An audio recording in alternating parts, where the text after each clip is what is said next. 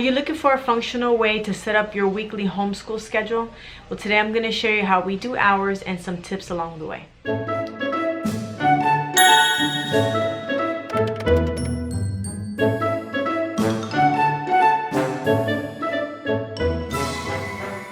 Hey guys, it's Bonnie from Mrs. Mom's Homeschool. Welcome back to my channel.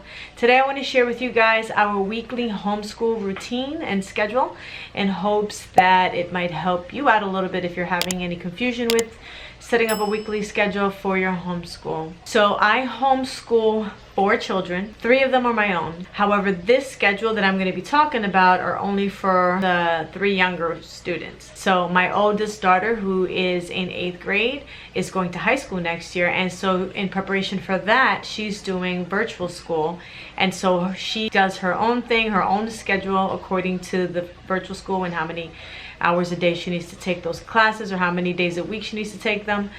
That has nothing to do with me. So this schedule is that I'm going to talk about today is strictly just the homeschooling schedule for my kindergartner, 1st grader, and 4th grader. So first, let's start off by talking about why have a weekly schedule. So a weekly schedule basically just kind of eliminates the chaos of the week. It gives a lot of structure.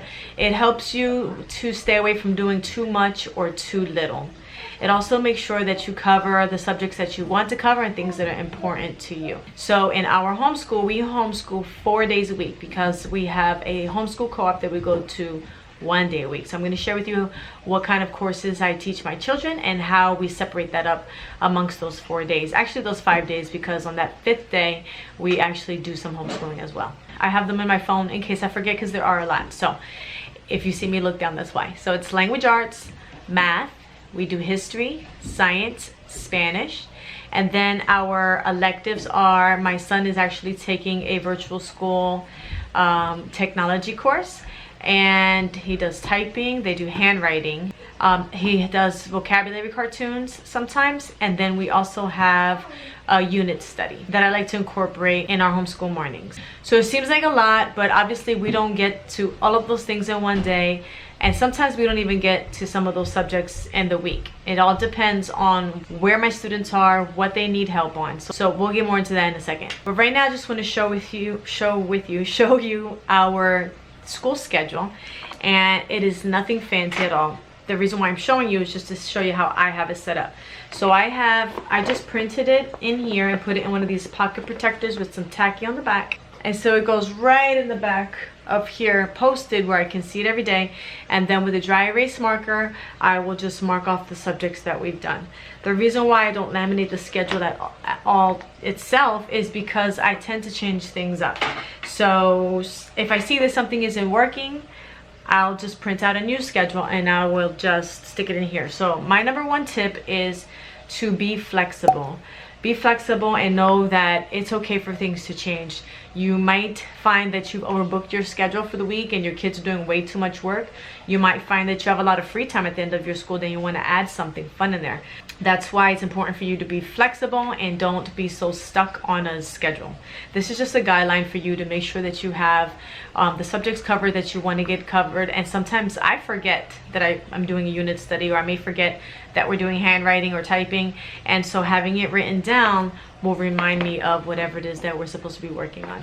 Step 2 is to schedule your core subjects, and you want to do those daily.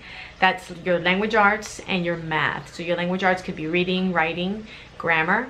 With our curriculum that we use, it's all in one. Also, we also have spelling there, that's all in one. So we do that every single day.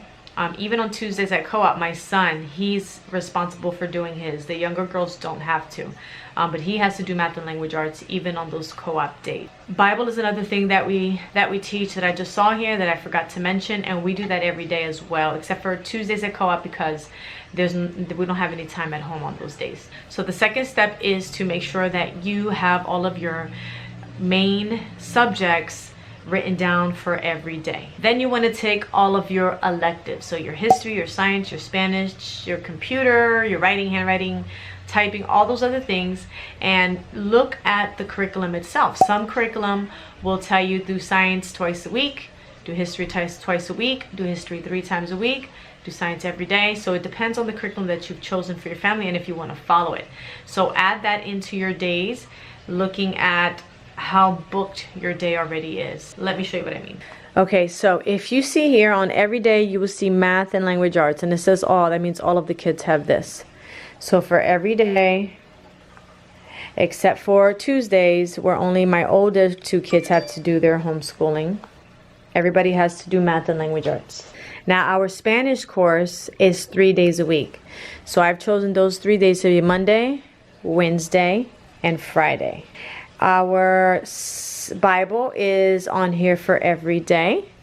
And then history, we only do twice a week. So history is set for Mondays and Wednesdays. I like to do it back to back because Tuesdays are co-op day, so that they're still in the history groove and they're not forgetting what they learned so far apart. And then on Thursday and Fridays, we do science. And then you'll see that I've added different things, sight word games for Fridays, playground, different things like that. But you'll also see the unit studies.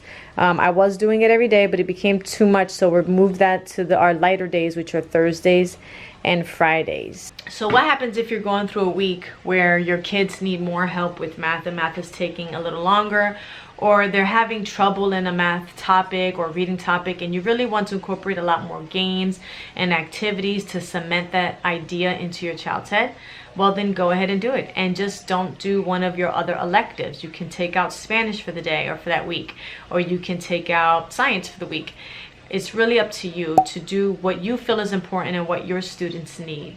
The most important part of homeschooling is teaching your kids and teaching them the things that they need help learning. So if they're struggling with something, or at the opposite end, if they're really into a certain topic, you can scrap a lot of those extra subjects and really just dive in to the specific topic that your kids are really into at that time. When you're scheduling your week, you want to make sure that you take into account anything you have to do outside of the home for that day.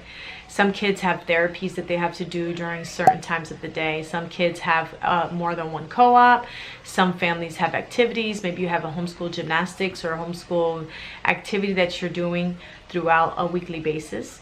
So make sure that on those days you're scheduling less subjects to be completed than on the days that you're home all day. So the days that you're home all day, you want to make sure you schedule those days to be your heaviest days and get more accomplished.